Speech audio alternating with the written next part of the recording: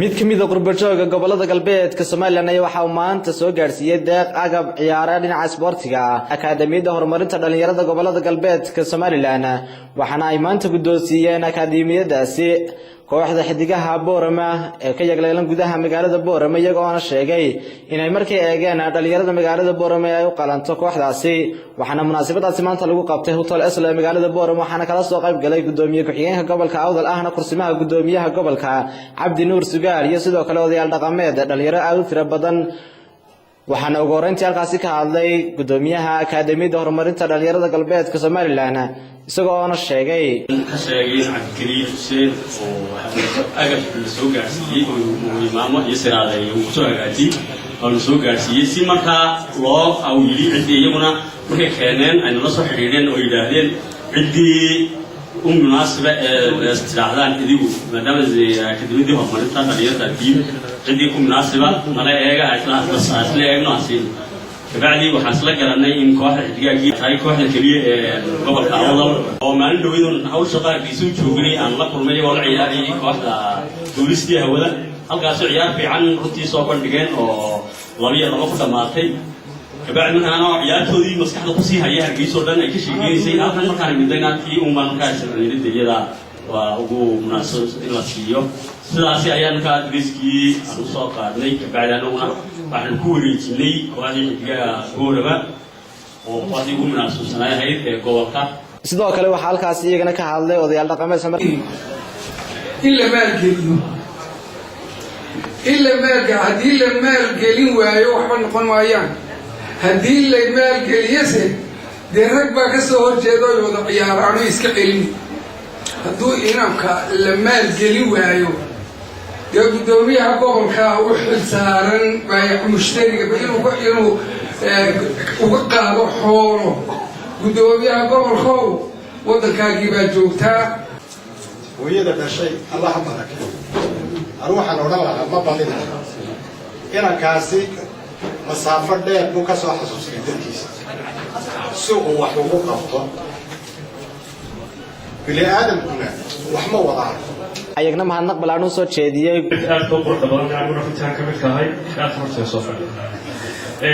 halka badin maayo aniga xirina waa hadlo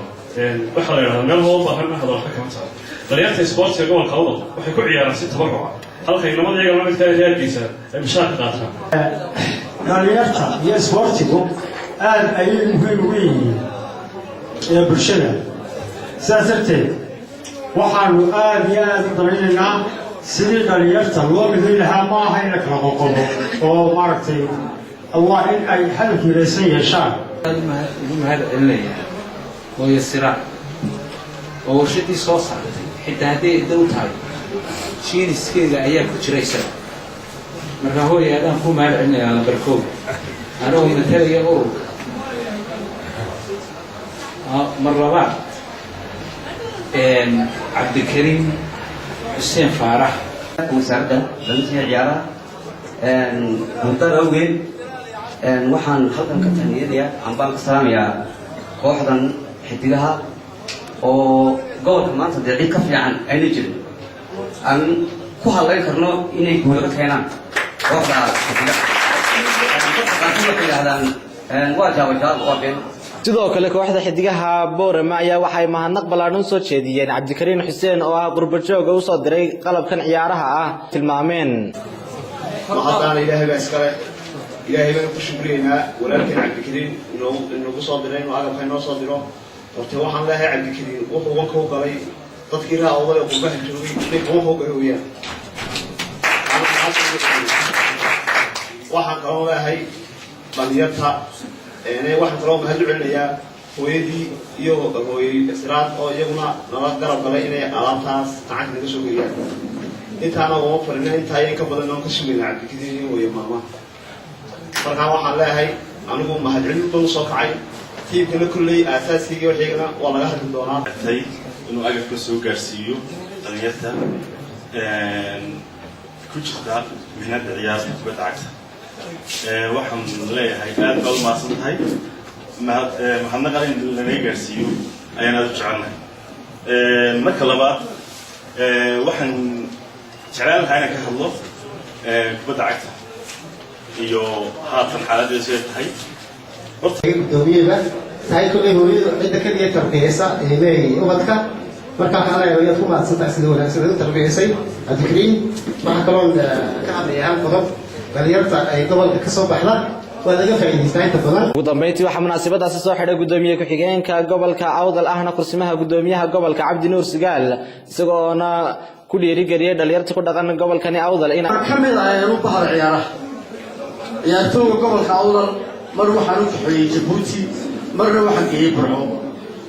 waxaa xidigu kamid yihiin intooda badan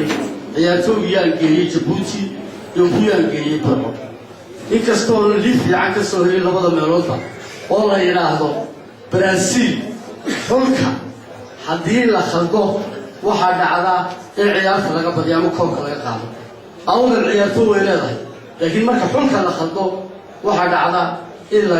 ay meel hoose tagaan ama laga qaado koobka weli koob Awdal lama soo dhaqaaqin waxaan ku tirtirsiinayaa ciyaartooyga gobolkeena samayn doono inaan sanadkan koobkana ku qabanno boorama aanan qaadno koobka si kastaba haatee oo markii u horeysay mid kamid ah qurbo joogta ku dhaqan gobolada galbeedka Soomaaliland uu soo diro agab noocan oo kale ah dhalinyarada kala duwan ee ku dhaqan magaalada Boorama iyo guud ahaan gobolada galbeedkaba Nuruddin Cabdullaahi Dugsiye Bulsha TV magaalada Boorama